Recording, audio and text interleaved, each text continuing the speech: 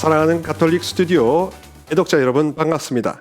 여러분들과 함께 기도가 세상을 구할 것입니다 라는 시리즈로 강의하고 있습니다. 작은 형제회 프란치스코회 소속 박희전 루케시오 신부입니다. 계속해서 여러분들과 기도가 무엇인지, 또 기도의 표본인 주님의 기도는 어떤 뜻이었는지, 그리고 오늘은 이 바오로 사도가 이야기해주는 그 약해지는 것이 바로 강해지는 비결이다 하는 것을 설명해 드리고자 합니다. 이 모든 자료는 이 기도가 세상을 구할 것입니다라는 저의 책에서 발췌하였습니다. 그러니 여러분들 궁금하시다면 이 책 기도가 세상을 구할 것입니다 구매해 주시면 좀 더 풍부한 내용을 만나실 수 있습니다. 강의 내용은 그저 간편한 발췌들을 조금 엑기스로 뽑아서 한 거니까요. 굉장히 그 흐름이 좀 끊어질 수밖에 없으니까 좀 책을 많이 구해주시면 대단히 감사하겠습니다. 오늘 할 챕터는 제3장 기도가 응답을 받으려면이라는 세 번째 챕터입니다. 강의 제목은 약함의 힘이라고 지어봤습니다. 102쪽에 나오는 내용은 이렇습니다. 루카복음 18장 2절부터 8장에서는 그 과부와 불의한 재판관에 대한 이야기가 나오는데, 그 과부의 집요함에 대해서 어떤 분은 끈질기게 청해야 된다 하는 쪽으로만 해설이나 강론을 하실 겁니다. 그만큼 하느님께 매달려야 된다라는 쪽, 아주 집념과 간절함에 대해서만 많이 이야기하실 텐데, 다른 각도로 접근하는 해설입니다. 과부의 집요한 괴롭힘이 아니라 체념과 운명론에 압도당하는 것을 거부하는 것입니다. 이 여인은 절망을 거부하고 세상의 불의에 맞서 싸우면서도 강인함을 지니는 모범으로 남는 결과를 낳았습니다. 기도는 이렇게 시련 가운데 부르짖는 외침입니다. 그래서 모든 사람들이 침묵할 때에도 자신의 목소리를 계속 높이 외쳐 부르는 것입니다. 기도는 희망의 딸입니다 라고 이렇게 표현하고 있습니다. 그러니까 여러분들, 기도한다는 것은 다르게 말하면 저항하시는 겁니다. 기도를 멈추면 항복되는 겁니다. 근데 기도를 멈추면은 하느님한테 항복이 되는 게 아니라 이상한 영들한테 항복이 되는 겁니다. 즉 악에 항복하시는 거, 악에 굴복되는 거죠. 그러면은 낙심으로 빠져들고 깊은 우울로 빠져들 수밖에 없는 겁니다. 이기느냐 지느냐 둘 중 하나밖에 없는 것 같습니다. 거기에 적당이라는 것은 기도 안에서는 없는 듯해요. 그래서 이기느냐 지느냐, 빛이냐 어둠이냐, 뜨겁냐 차갑냐, 중간지대는 없습니다. 그렇게 보시는 게 훨씬 더 명료하고 그리고 확실하고 더 현실적이라고 이해하시면 좋겠습니다. 그래서 기도를 한다는 건 저항하는 것, 기도는 희망의 딸이기 때문에 끝까지 항거하는 것, 포기하지 않는 것, 그래서 어두움에 맞서는 것, 그것을 기도한다는 의미로 이해하시면 되겠습니다. 신약 성경에서는 믿음이 하나의 종교적 의견을 지칭하지 않는다는 점을 분명하게 알아두었으면 좋겠습니다. 믿음은 자기 자신의 위치를 정한다는 것입니다. 우선 믿는다는 것은 하느님께서 존재하신다는 것을 인정한다, 그런 뜻이죠.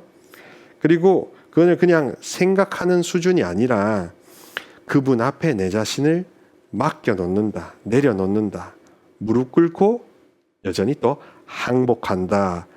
나는 파워리스한 인간이다 하는 것을 이게 자백하는 거죠. 그 순복한다라는 표현이 낯설 수도 있습니다. 순복한다, 순순히 항복한다, 복종한다, 순종한다 하는 순복, 순전하다 하는 표현도 이렇게 많습니다. 완전히 하느님한테 전심전력으로 기울어져 있다. 그래서 순전한 마음, 순복한 마음, 이런 표현들이 있는데요. 생소하실 수도 있는데 얼마든지 있을 수 있습니다. 그러니 기도를 통해서 하느님께서는 우리에게 요구하시는 건 딱 한 가지. 순복한 마음, 순전한 마음, 순종하는 마음, 순순히 항복하는 나 자신, 파워리스라는 것을 고백하는 나 자신을 엄청나게 기다리고 계신다는 겁니다. 기도란 바로 이런 것이지요. 기도가 응답을 받기를 고대하고 또한 여전히 그것이 이루어질까 믿지 못하는 알쏭달쏭 왔다 갔다 하는 겁니다. 그래서 같은 공간 속에서 신앙과 불신앙이 공존하게 되는 겁니다. 그렇다고 해도 기도는 조금씩 천천히 불신앙이 믿음으로 이제 점점 염색이 되는 거라고 표현을 할 수 있습니다. 그러니까 기도를 하면 할수록 불신앙의 황무지가 믿음의 녹음으로 믿음의 숲으로 변화된다. 그래서 녹화 작업이라고 저는 표현합니다. 삼림을 이렇게 푸르게 만들듯이 우리 마음의 그 불모지, 의심이나 여러 가지 가시덩굴을 그 녹원으로 푸른 평야로 바꾸어 가는 게 바로 기도하는 거라고 저는 생각하거든요. 그리고 또 이 다니엘 교수님의 표현도 그와 일맥상통합니다. 모든 것을 이루시는 하느님이시니까 나의 의심을 믿음으로 자꾸 변화시켜가고 자기가 스스로 납득이 되어 가는 자기 심화 이해 과정도 기도 안에 포함이 되어 있는 겁니다. 예수님께는 기도가 자신의 애통함을 정성을 기울여 표현한 것이 되고요. 아버지의 뜻을 받아들이고 자신의 생명을 바치는 관점을 납득하게 했습니다. 결국 예수님께서는 아버지와 일치를 이루시면서 당신이 가실 길을 발견하셨습니다. 어떤 길일까요? 바로 기도에 만약에 아무 응답이 없고 기도에 침묵만 있다는 것은 문제가 해결되는 게 중심이 아니라 문제와 상관없이 운명에 굴복하지 않으며 오히려 자발적으로 좁은 길을 걸어가게, 고독하더라도 순종하며 좁은 길을 걸어가게 통과하게 되는 게 오히려 더 큰 뜻이다 하는 것을 가르쳐 주시는 겁니다. 문제가 해결되고 숙제가 해소되고 그러면 얼마나 기쁘고 축제 그 자체가 되겠습니까? 그러나 응답이 없는 것마저도 그분에게는 가르침이 될 수 있다. 또 우리에게도 응답이 없는 것마저도 운명론과 다른 것에 체념해서 짓눌려서 인생의 무게에 짓눌려서 신음만 하고 있지 마라 하는 그런 시사점이 있는 겁니다. 가르침이 있는 겁니다. 손가락이 거기로 가르치는 겁니다. 좁은 길을 끝까지 순전한 마음으로 순수한 마음으로 걸어가라. 그게 내가 더 기쁜 일이다. 내가 기뻐하는 길이다. 이렇게 말씀해 주시는 셈이 됩니다. 사도 바오로는 그래서 이 약해지는 일, 순종하는 일과 연관시켜서 이런 표현을 하죠. 그리스도의 힘이 나에게 머물 수 있도록 이라는 표현을 이야기하면서 자신의 약점들을 아주 자랑스럽게 자랑하게 됩니다. 바오로가 사용한 동사는 여기서 좀 더 흥미로운 사실이 벌어지는데요. 매우 희귀한 것이라고 합니다. 안식을 취하다, 또 글자 그대로 더 정확하게 하면 야영하다, 천막을 치다, 텐트를 치다라는 에피스케누라는 그리스어 신약 성경의 그 그리스어 동사가 나타나는 겁니다. 신약 성경 전체에서는 유일한 경우로요. 이 동사는 히브리어 맥락과 연결되면 이런 표현을 이해할 수 있는 겁니다. 하느님께서 우리 가운데 당신의 장막을 세우시고, 그러니까 쉽게 말하면 각자 영혼 안에 주님이 사실 텐트를 치신다, 천막을 치신다, 집을 지으신다라는 겁니다. 모든 영혼들 안에 하느님이 살고 싶어 하신다는 뜻이 되고요. 또 유사하게 모든 영혼들 안에 악도 들어 살고 싶다는 뜻이 되기도 합니다. 그러므로 우리는 성령을 모시느냐 아니면 악령이 우리 안으로 허락 없이 마냥 침투하느냐. 그래서 우리가 악의 지배하에 종살이를 하느냐, 이거 둘 다 같은 원리라는 겁니다. 그래서 어느 쪽에 우리가 마음의 문을 여느냐, 조그만 1mm라도 여는 틈으로 성령이든 악령이든 들어오게 되어 있다.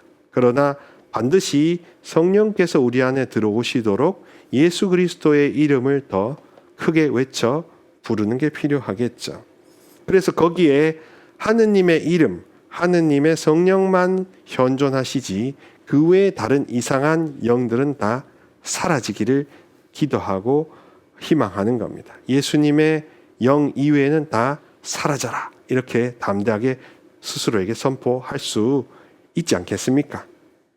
그러니 두려워 마시고 어떤 영에 사로잡혀 있냐, 그것에 속된 말로 쫄지 마시고 그렇게 생각하시면 됩니다. 예수님의 영만, 성령만 가득히 내 안에 들어 사시라, 나머지는 다 사라지도록 구해달라, 이렇게 표현하는 게 좋은 것이고요.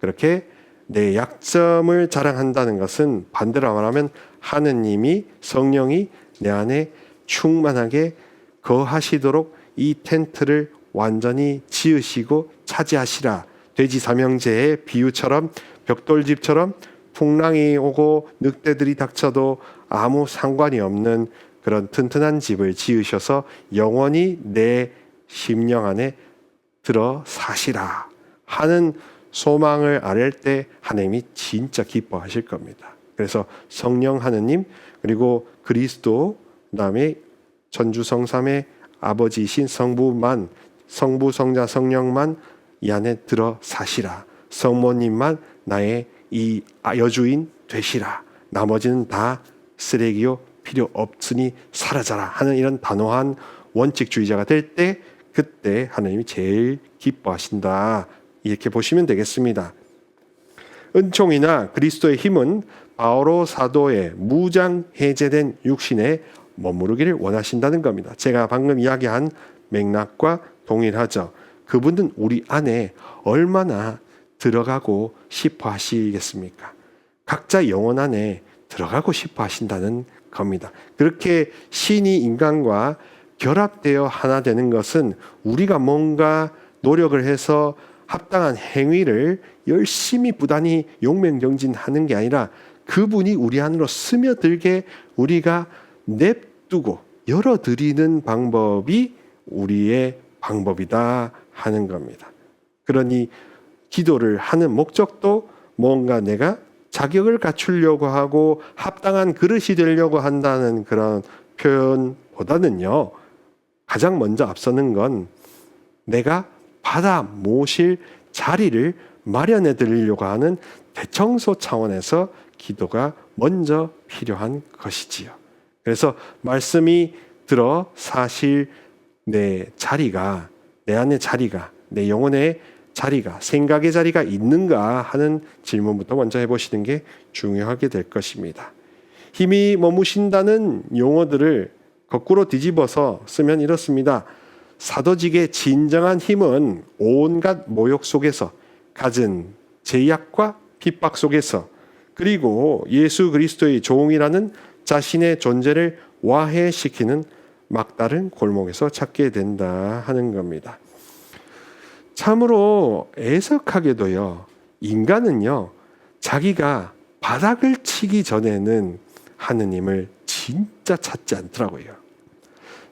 저희 후배 신부님이 그 중독 심리 전문 연구를, 자격증 공부를 하시는데, 그 신부님이 하시는 말씀이 많은 중독자들을 만나보면 자기가 중독이 아니라는 그런 착각 속에 산답니다. 나는 문제 없다는 생각을 한답니다. 그러나 정말로 바닥을 치고 정말 파워리스, 힘이 없을 때 내가 어찌할 도리를 못 찾는 그런 불쌍한 한 인간이라고 할 때야 비로소 살려주시고 세워주시는 주님의 힘이 거하고 내려오고 임할 수가 있다고 하더라고요.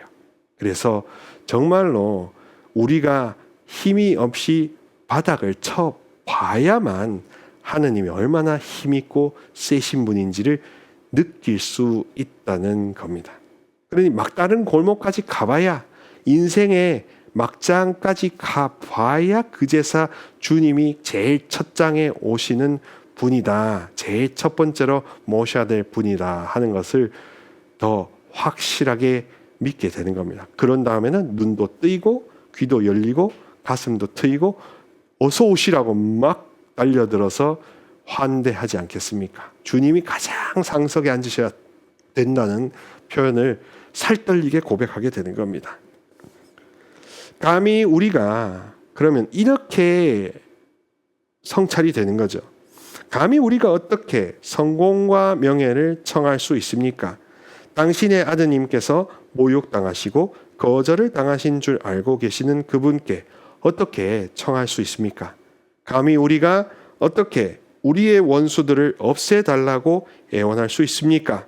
당신의 아드님께서 자신을 박해하고 핍박한 이들을 위해 기도하신 줄 알고 계시는 그분께 어떻게 청할 수 있습니까? 감히 우리가 어떻게 죽음으로부터 도망하게 해달라고 간청합니까? 어떻게 죽을 수밖에 없는 인간인 우리를 창조하신 하느님께 죽음을 도피하게 해달라고 간구합니까? 그렇습니다. 이 내용을 보면 계속 제가 반복하고 있는 내용이죠. 문제를 없애는 게 예수 그리스도를 믿는 신자들의 기도가 아니다. 불교나 다른 종교는 문제의 해답을 찾고 문제에서 탈출구를 찾기 위해서 그게 답이 뭐냐, 방법이 뭐냐 하는 것을 굉장히 혈안이 되어 찾는 그런 길이잖아요. 지혜를 구하고 어떻게 하면 노하우를 구하고 그런 사람들한테 뭐 견문을 듣고 하는 거 아니겠습니까? 그러나 예수님을 믿는 종교에서는 과연 문제에 대한 해답 자체를 구하는 게 아니라 그분과 끈끈한 관계를 연결시켜서 그 끈이, 사랑의 끈이 끊어지지 않는 게 답이다. 그리고 그분도 결국 인간의 모든 운명들, 죽음마저도 다 수용하셨다. 그러니 우리의 관점은 문제, 생로병사라는 문제 자체를 소멸시키는 것이 아니라 그분과 그럼에도 불구하고 그 사랑의 부자지간 친분 관계가 끊어지지 않는 그 끈끈한 사랑의 유대를 더 짙게 맺는 게 그게 구원이다 하는 뜻이 되겠습니다. 그러니 우리는 하느님과 더 살갑게 가까워져야 되는 게 기도의 진짜 알파요 오메가가 되겠죠. 어떻게 보셨습니까? 약해진다는 것. 주님이 내 안에 텐트를 치실 수 있도록 내가 야영하시고 거하실 수 있도록 내 마음을 열어드리는 게 핵심이요. 그 결과는 내가 그분과 뗄래야 뗄 수 없는 끈끈한 우정, 관계를 맺는 것이라고 하겠습니다. 그래서 모세는 하느님의 친구 되신 그 친구 되는 축복을 누렸고요. 우리는 또 친구보다 더한 아들, 딸 되는 자녀됨이라는 더 강력한 특권을 받았습니다. 그럼에도 불구하고 아들, 딸이라는 것이 어떤 센 힘을 발휘하는지 잘 써보거나 느껴보지 못하신 분들이 너무 많으세요. 그래서 이 텐트를 다른 어두움에 양보당하거나 아니면 어두움들이 치고 들어와서 주인 노릇하는 경우들이 너무 많은 겁니다. 그래서 예수님께 다시 한번 청해 봅시다. 이 텐트의 주인은 오직 그리스도의 영, 성령님 뿐이십니다. 천주성삼 뿐이십니다. 머리아 어머니 뿐이십니다. 다른 영들은 다 물러나야 합니다 하는 담대한 선언을 스스로에게 한번 해보세요. 예수님의 이름으로 그 안에 있는 모든 다른 영들은 다 떠나가고 하느님의 사랑만 이 텐트 안에 남아있게 하소서, 해주소서라는 기도를 해주시면서 사랑을 열심히 구하는 그것이 본질이요, 방법이요, 진리요 생명이다. 이렇게 다 꼬지 꿰듯이 다 하나로 꿰진다 하는 것을 이해하시면 좋겠습니다. 따로따로 생각하시고 따로따로 보셨다면 저의 강의의 특징은 다 하나로 어묵꼬지처럼 소떡소떡처럼 하나로 꿰드린다는 겁니다. 다 연결돼 있고 다 통합된다는 것을 일러드리니까 그 점에서 좀 착안해서 깊이 생각해 보시면 좋겠습니다. 저희 강의는 답을 드리기보다 이게 낚시하는 법이다. 이게 생각하는 법이다. 그렇게 따라 생각해 보시라는 초대요 권고이며 또 이 시대를 향한 많은 교우분들에게 드리는 어떤 지혜의 가르침이기도 합니다. 그러니 반복해서 들어보시고 책도 보시면서 여러분들이 처음은 어려우시겠지만 그래도 해보신다면 저와 같은 생각, 같은 마음 또한 하느님 아버지께서 원하시는 그 생각하는 방식, 사고의 길, 지혜의 오솔길을 따라 가실 수 있으리라 확신합니다. 가톨릭 스튜디오는 언제나 참신하고도 의미심장한 영상들을 제작하여 재미있고도 의미있게 다가가고 있습니다. 가톨릭 스튜디오 영상을 그냥 보고 계시는 분들은 그냥 지나가지 마시고 구독, 좋아요, 알람 설정 해주시고 또한 후원 천사로 물적 후원도 아낌없이 해주시면 대단히 감사하겠습니다. 아울러 제가 운영하고 있는 개인 채널 유튜브 루케시오 TV도 찾아주셔서 구독, 좋아요, 알람 설정 해주시면 대단히 감사하겠습니다. 저는 언제나 여러분들께 생각하는 법, 길을 가는 방법을 알려드리며 함께 생각하는 여러분들의 동반자가 되어 드릴 것입니다. 다음 강의가 이제 이 시리즈의 마지막 강의가 될 것이니까요. 많이 기대해 주시고 저는 다음 강의에서 마지막으로 뵙도록 하겠습니다. 언제나 건강하시고 주님의 평화를 빕니다.